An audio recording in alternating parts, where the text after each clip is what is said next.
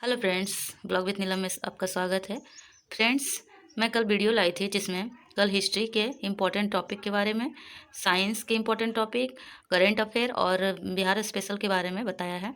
और उसमें मैंने कहा था कि टॉपिक वाइज जब हम लोग को कवर करना है, टाइम बिल्कुल नहीं है, 60 to 70 डेज का टाइम है। तो आज मैं आप लोग के लिए हिस्ट्री का एक इम्पोर्टेंट टॉपिक जो है सिंधु सभ्यता, उसके बारे में पढ़ूंगी। आज हम लोग ये लूसेंट से कवर करेंगे। जो हम लोग का प्राचीन इतिहास है, प्राचीन भारत का इतिहास, वो हम लोग लूसेंट से कवर करेंगे। आइए आज हम लोग पढ़ते हैं सिंधु घाटी सभ्यता, जो टॉपिक 1 है। आज उसके बारे में पढ़े। आज 1 तारीख है। आज से हम लोग अगर देखें तो हम लोग के पास टाइम ज़्यादा नहीं है एग्जाम में।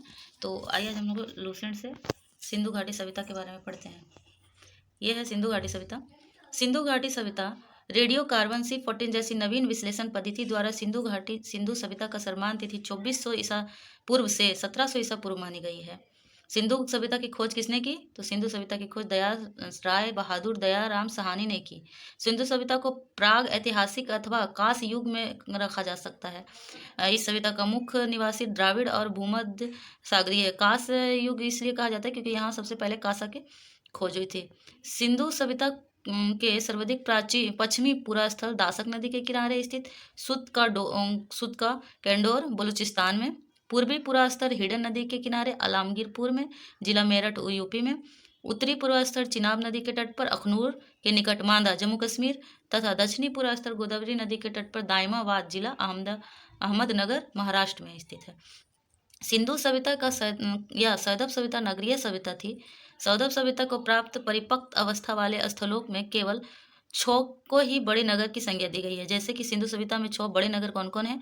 मोहनजोदड़ो, हड़प्पा, गनवारीवाला, धौलावीरा, राखीगढ़ी और एवं कालीबंगन। स्वतंत्रता प्राप्ति के पश्चात हड़प्पा संस्कृति के सर्वाधिक स्थल गुजरात में ही खोजे गए हैं। लोथल एवं सुतकोंडो सिंधु सभ्यता का बंदरगाह था। जुते हुए खेत और नक्शा सीदार ईंटों का प्रयोग साक्ष्य कहाँ मिला है? कालीबंगन से प्राप्त हुआ है।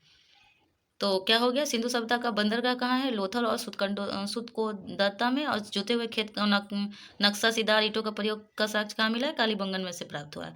मोहनजोदड़ो से अन्नागार सभ्यता सौदव सभ्यता की सबसे बड़ी इमारत है। सिंधु देखिए, यह है सिंधु काल में विदेशी व्यापार। तांबा जो है किस प्रदेश में? खेतड़ी और बलूचिस्तान और ओमान। चांदी अफगानिस्तान और ईरान में। सोना कर्नाटक, अफगानिस्तान और ईरान में। टीन की खोज हुई अफगानिस्तान और ईरान में। गोमेद सौराष्ट्र में। लाजवर्त मेसोपोटामिया में। और सीसा ईरान में। अगर हम इसे ट्रिक से याद करें तो तांबा कहाँ प्राप्त हुए? तो खेतड़ी बलूचिस्तान ओमान। तो इसका ट्रिक से हम लिख सकते हैं ओ खेत ते बालू, मतलब ओ मने ओमान, खेत मने खेतड़ी, बलूचिस्तान बालू मने, और बीच में तांबा रखा है तो वो खेत थे बालू मने ओमान, खेतड़ी, बलूचिस्तान में तांबा प्राप्त हुए। उसके बाद है चांदी। चांदी का ट्रिक, चांदी कहाँ मिला? अफगानिस्तान और ईरान। ये तो सबसे ईजी है। आई पढ़े हैं तो आ और ई मने अफगानिस्तान और ईरान। उसी तरह सोना, सोना कहाँ प्राप्त हुए? कर्नाटक, अफगानिस्तान और ईरान। तो इसमें हम लोग पढ़ सकते हैं आ ई का, मतलब अफगानिस्तान, ईरान और कर्नाटक। टीन कहाँ प्राप्त हुए? अफगानिस्तान और ईरान। गोमद सौराष्ट्र और राजवर्त मेसोपोटामिया और सीसा ईरान में। आइए अब आगे पढ़ते हैं। आगे क्या है? मोहनजोदड़ो से प्राप्त बृहत स्नानघर का प्रमुख स्मारक है, जिसके मध्य स्थित एक स्नान कुंड जो जिसके लंबाई है 11.88 और चौड़ा है 7.08 एवं गहरा है 2.43 मीटर। अग्निकुंड लोथल एवं कालीबंगन से प्राप्त हुए हैं। मोहनजोदड़ो से प्राप्त एक सील पर 3 मुख वाले देवता जिसे पशुपतिनाथ की मूर्ति मिली है। उनके चारों ओर हाथी, गैंडा, चीता एवं भैंसा विराजमान है। मोहनजोदड़ो से नर्तकी की एक कांस्य मूर्ति भी मिली है। हड़प्पा मोहरों का सबसे अधिक श्रृंगी पशु का अंकन मिलता है। मनके बनाने के कारखाने लोथल एवं चुंदड़ो से में मिले हैं। सिंधु सभ्यता की लिपि कैसी थी? भाव चित्रणात्मक। सिंधु सभ्यता लिपि कैसी लिखी गई थी? दाईं से बाईं ओर लिखी गई थी। जब अभिलेख एक से अधिक पंक्तियों का होता है तो पहली पंक्ति दाईं से और बाईं और दूसरी बाईं से दाईं की ओर लिखी जाती थी। सिंधु सभ्यता के लोगों ने नगरों तथा घरों का विन्यास के लिए ग्रिड पद्धति अपनाई। कौन सी पद्धति अपनाई? ग्रिड पद्धति। घरों के दरवाजों और खिड़कियां सड़क की ओर ना खुलकर पिछवाड़े की ओर खुलते थे। केवल लोथल नगर में घरों और दरवाजों के मुख सड़क की ओर खुलते थे। सिंधु सभ्यता का मुख्य फसल क्या थी? गेहूं और जौ। सौदाबासी मिठास के लिए क्या प्रयोग करते थे? वो लोग चीनी का नहीं, वो लोग शहद का प्रयोग करते थे। रंगपुर एवं लोथल से चावल के दाने मिले हैं। कहाँ से मिले चावल के दाने? रंगपुर और लोथल से, जिनमें धान की खेती होने का प्रमाण मिलता है। चावल के प्रथम साक्ष्य कहाँ मिले हैं? लोथल से। सुतकोटदा, कालीबंगन एवं लोथल में सौदबकालीन घोड़े के अस्थि पंजाल मिले हैं। तौल की इकाई सभ्यता 16 के अनुपात में थी। सौदब सभ्यता के लोग आयात के लिए 2 पहियों एवं 4 पहियों वाली बैलगाड़ी या भैंस गाड़ी का उपयोग करते थे। मेसोपोटामिया के अभिलेखों को वर्णित मेलुहा शब्द का अभिप्राय सिंधु सभ्यता से ही है। हड़प्पा संस्कृति का शासन वर्णिक वर्ग के हाथों में है। उसके बाद देखते हैं, यहाँ पे देखिए आगे, पिगड ने हड़प्पा एवं मोहनजोदड़ो को एक विस्तृत साम्राज्य को जुड़वा राजधानी कहा है। किसने कहा हड़प्पा और मोहनजोदड़ो को जुड़वा राजधानी? पिगट ने। सिंधु सभ्यता के लोग धरती को उर्वरता की देवी मानकर उसकी पूजा करते थे। वृक्ष पूजा एवं शिव पूजा का प्रचलन के साक्ष्य कहाँ से मिले हैं? सिंधु सभ्यता से। स्वास्तिक चिन्ह सभ्यता हड़प्पा सभ्यता की देन है। इस चिन्ह से सूर्योपासना का अनुमान लगाया जाता है। सिंधु घाटी के नगरों में किसी भी मंदिर में अवशेष नहीं मिले। सिंधु सभ्यता में मातृ देवी की उपासना सर्वाधिक प्रचलित थी। पशुओं में कुब्बड़ वाला साढ़ इस सभ्यता के लोग को विशेष पूजनीय था। स्त्री मृद मूर्तियों मिट्टी की मूर्तियों को अधिक मिलने से ऐसा अनुमान लगाया जाता है कि सौदब समाज मातृ सत्मात्मक था। सौदबबाजी सूती एवं ऊनी वस्त्रों का उपयोग करते थे। मनोरंजन के लिए वो क्या करते थे? सौदाबासी मछली पकड़ते, शिकार करना, पशु पक्षियों का आपस में लड़ाना, चौपट और पासा खेलने आदि साधनों का प्रयोग करते थे। सिंधु सभ्यता के लोग काले रंग से डिजाइन किए हुए लाल मिट्टी के बर्तन बनाते थे। सिंधु सभ्यता के लोग तलवार से प्रचलित नहीं थे। कालीबंगन एकमात्र हड़प्पाकालीन स्थल था जिसका निचला शहर समान लोगों को रहने हेतु भी किले से घिरा हुआ था। कालीबंगन का अर्थ है काली चूड़ियाँ। यहाँ से पूर्व हड़प्पा स्थलों के खेत जोते जाने का, अग्नि पूजा के प्रथा का प्रमाण भी मिले हैं कालीबंगन में। पर्दा प्रथा और वेश्यावृत्ति सौदा सभ्यता में प्रचलित थी। शवों को जलाने और गाड़ने यानी दोनों प्रथाएं भी प्रचलित थी। हड़प्पा शवों को दफनाने जबकि मोहनजोदड़ो में जलाने की प्रथा विद्यमान थी। लोथल एवं कालीबंगा में युग्म समाधियां मिलती हैं। सौदब सभ्यता के विनाश का संभवतः सबसे प्रभावी कारण बाढ़ था।